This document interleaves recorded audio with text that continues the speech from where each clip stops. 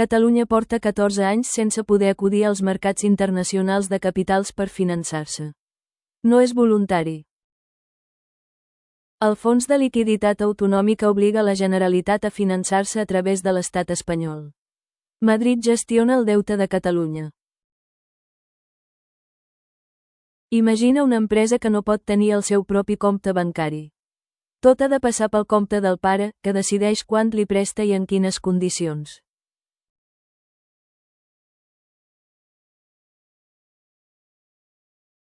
Catalunya paga interessos a l'estat espanyol per finançar-se, en lloc d'acudir directament als mercats on les condicions podrien ser més favorables.